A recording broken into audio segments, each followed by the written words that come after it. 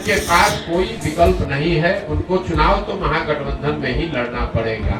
इसलिए नहीं कि वो पलटी मारना नहीं चाहते हैं, इसलिए कि अगर पलटी मारेंगे भी तो कोई लेने वाला भी तो होना चाहिए। अब आज के तारीख में उनको कोई लेने वाला भी नहीं बचा है।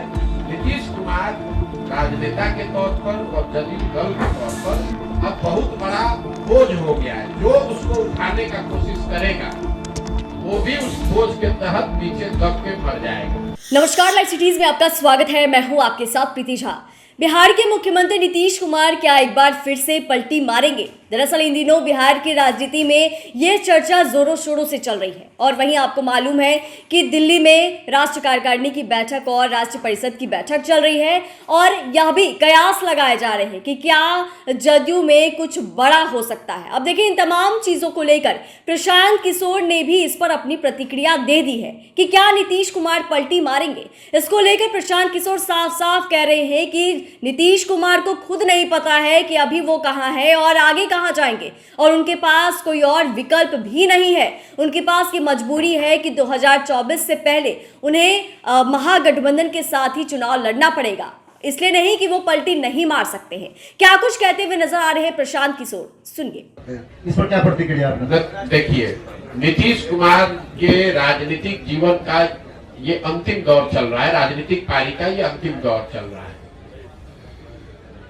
नीतीश कुमार को खुद नहीं मालूम है कि वो कहां हैं और कहां रहेंगे। इतना मैं जरूर कह सकता हूं कि लोकसभा से पहले अब उनके पास कोई विकल्प नहीं है, उनको चुनाव तो महागठबंधन में ही लड़ना पड़ेगा।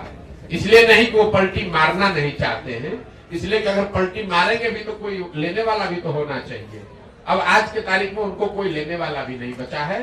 नीतीश कुमार राजनेता के तौर पर और जदयू दल के तौर पर अब बहुत बड़ा बोझ हो गया है। जो उसको उठाने का कोशिश करेगा वो भी उस बोझ के तहत नीचे दब के मर जाएगा। जहां तक आपने कहा राष्ट्रीय कार्यकारिणी की बात, तो नीतीश कुमार का अपना तरीका है, वो ताश के पत्तों के तरह नेताओं को अपने पार्टी में ऊपर नीचे करते रहते हैं। और यही वजह है कि 18 साल से मुख्यमंत्री रहने के बावजूद उन्होंने अपनी पार्टी में कभी कोई एस्टेब्लिश्ड ऑर्गेनाइजेशन या कोई सेकेंड लाइन लीडरशिप बनाया ही नहीं। किसी को लाते हैं, उससे काम निकाला। मान लीजिए 14 में हम पर उन्होंने दाव लगाया, हमको लेकर आए, घोषणा कर दिया कि यही हमारे उत्तराधिकारी हैं, यही आगे रहेंगे। 14 में चुनाव जीत गए, उसके बाद सोचते अच्छा प्रशांत किशोर कहीं बड़ा ना हो जाए तो इसको हटा के अब दूसरे को बढ़ाओ।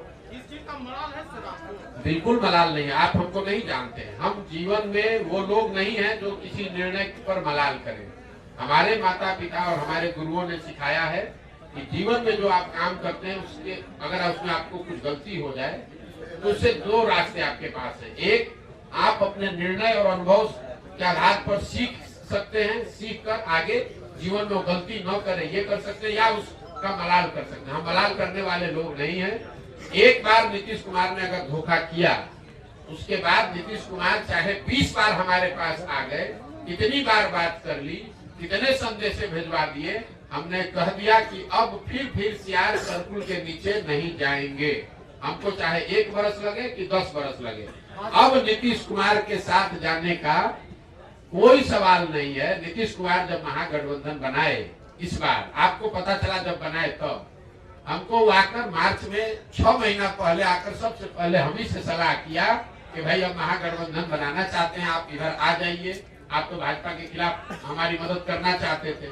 उस समय भी हमने कहा कि हम नहीं मिलेंगे, हम नहीं आ सकते हैं, आपको जो करना है वो कीजिए, हम अपनी नई व्यवस्था ही बनाना चाहते हैं। तो आपने सुना कि प्रशांत किशोर क्या कुछ कह रहे थे कि क्या नीतीश कुमार पलटी मारेंगे या नहीं। इस पर उन्होंने बता दिया कि नीतीश कुमार जो है वो अब बोझ हो चुके हैं, इसलिए हम ऐसा नहीं कह रहे कि वो पलटी नहीं मार सकते हैं, बल्कि पलटी मारने के लिए भी कोई उन्हें लेने वाला होना चाहिए। और प्रशांत किशोर साफ साफ कह रहे हैं कि नीतीश कुमार जो है वो अभी अपने राजनीति के अंतिम पड़ाव पर हैं और ऐसी स्थिति सामने आ गई है कि उन्हें अब कोई अपने साथ लेने वाला भी नहीं है और उनके पास कोई और विकल्प भी नहीं है कि वो किसी और के साथ जा सके। इसीलिए अगर नीतीश कुमार को चुनाव लड़ना है तो उन्हें महागठबंधन के के साथ ही चुनाव लड़ना पड़ेगा।